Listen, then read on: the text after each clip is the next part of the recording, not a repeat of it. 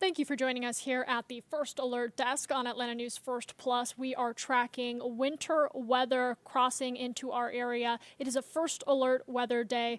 Make sure that you have the First Alert weather app downloaded on your phone and ready to go so that you can follow us as we get into these afternoon hours and those temperatures plummet even more.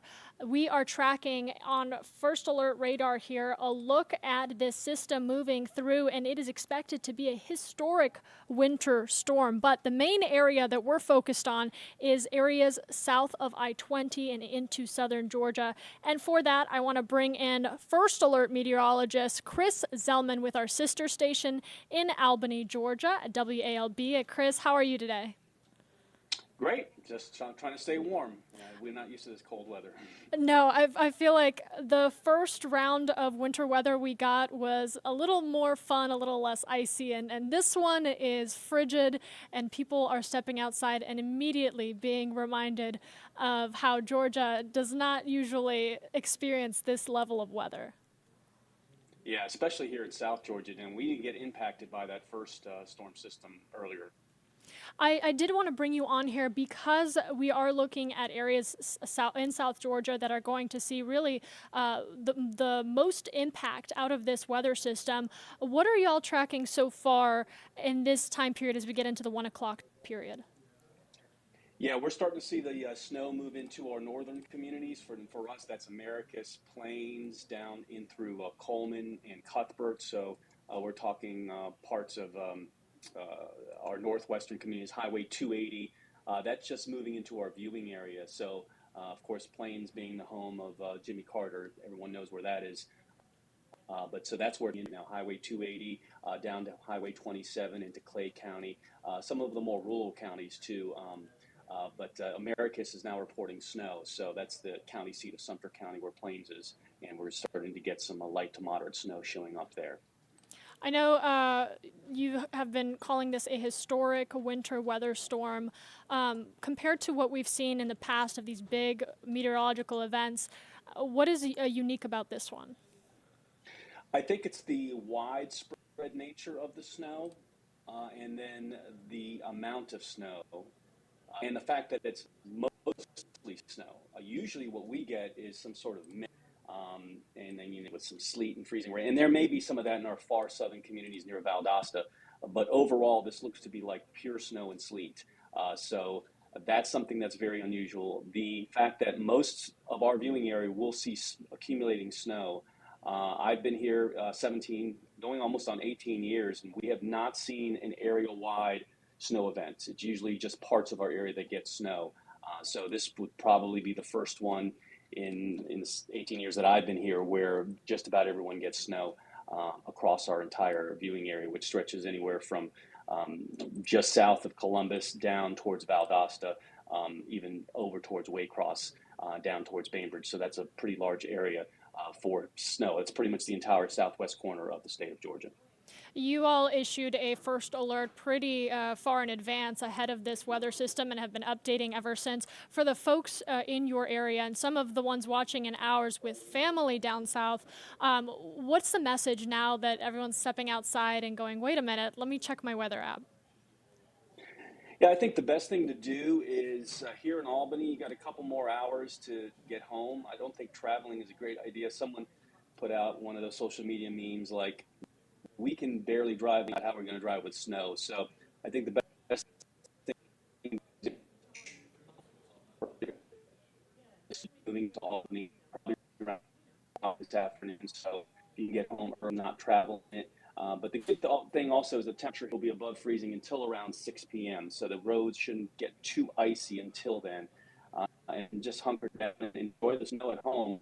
Again, I don't think it's going to be a huge issue with power outages because there'll be a limited chance of us getting any ice accretion here in Albany. Now, again, farther south towards Valdosta, Brooks County, which is Quitman, and Eccles and Clinch County, those communities could get into some ice tonight and tomorrow morning.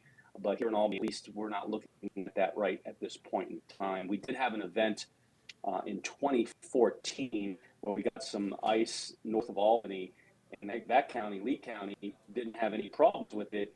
because all their power lines are underground.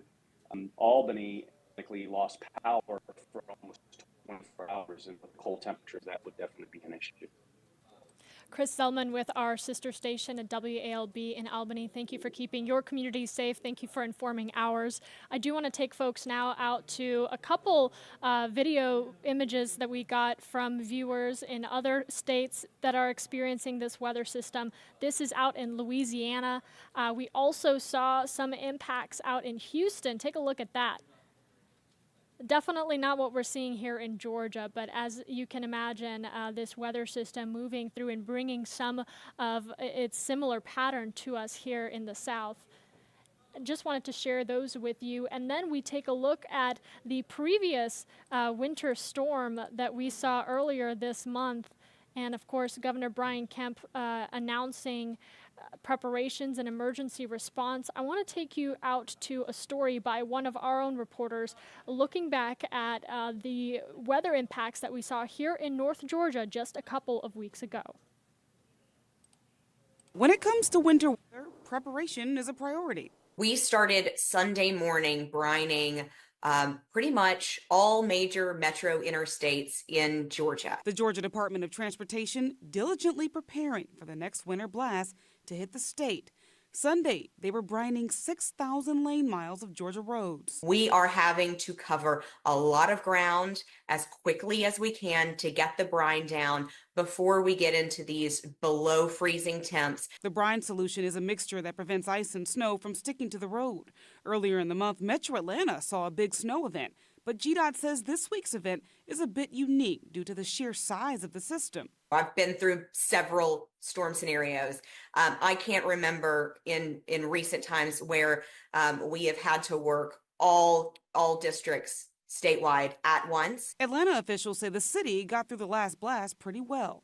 11 years ago, when we took a really deep look at our winter weather emergency plan, we made the decision to invest in materials and equipment throughout the state. We had more snow this year than we did in 2014, but the response was a lot better and more coordinated. And that is what GDOT is hopeful of, no matter what this system brings to Metro Atlanta and the rest of the state.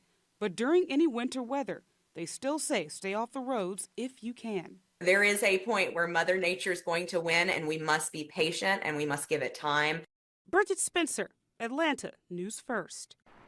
Yeah, so as you can imagine, January 10th bringing us that snow, those flurries, and much of Metro Atlanta enjoying it, stepping outside, still being cautious on the roads. This system, as we have been forecasting, our team of meteorologists here, a little more on the icy side, a little more impactful as far as those wind chills go. And as you heard from Governor Kemp earlier this morning, that is what they are monitoring, is the impacts from those weather conditions with this storm. So we do want to make sure that you are staying on top of the impacts in your community, in your area. And the best way to do that is to download the First Alert Weather app. You put it on your phone and it tells you what weather conditions are like in your specific area. It will also alert you if there is any information that you need to know about.